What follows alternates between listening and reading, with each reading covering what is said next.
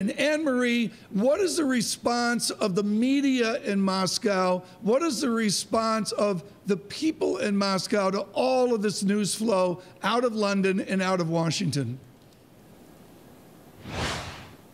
Good morning, Tom. There is no response. It's very soft. It's muted. Russia knew these sanctions were coming after what the U.S. has says 2016 meddling in the U.S. election. The deputy foreign minister spoke today and said, listen, we knew this was coming, but we're going to moderate. We're going to temper our response because we don't want to completely shut the door on the White House. What Moscow is talking about and what the foreign ministry is talking about is what they're going to do in terms of the retaliation with the U.K.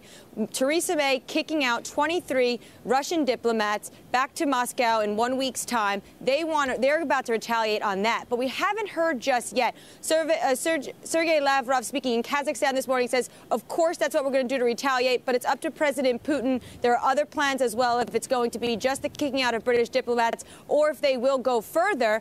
But President Putin hasn't campaigned for this election, and today he actually is. He has a few events planned ahead of Sunday's election. Today's in St. Petersburg, talking about health care, a domestic issue, one that matters to the people in Russia. So they're muted on sanctions, and this will likely be a response that he'll deal with when he takes on his fourth term Monday in the Kremlin.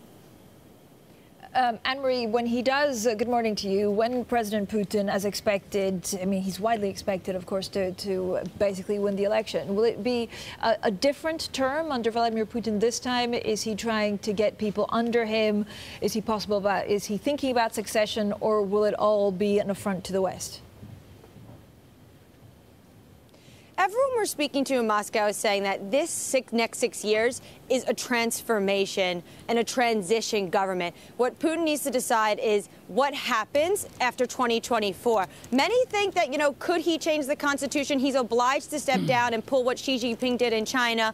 But others say he's likely to identify a successor. One person, a close Kremlin watcher, even told me he can do that in 2020. And I spoke to a guest earlier today who compared this new plan for the next 6 years as a matryoshka, the Russian dolls. He said on the inside, you have the technocrats looking at the economy, this economy that's enslaved to oil, what they're going to do to bring more technology and diversify beyond oil. And then you have the outside doll, that's that military might, strong showmanship. So it's kind of the two sides within the Kremlin that we're going to see over the next 6 years as he prepares to serve out his last term.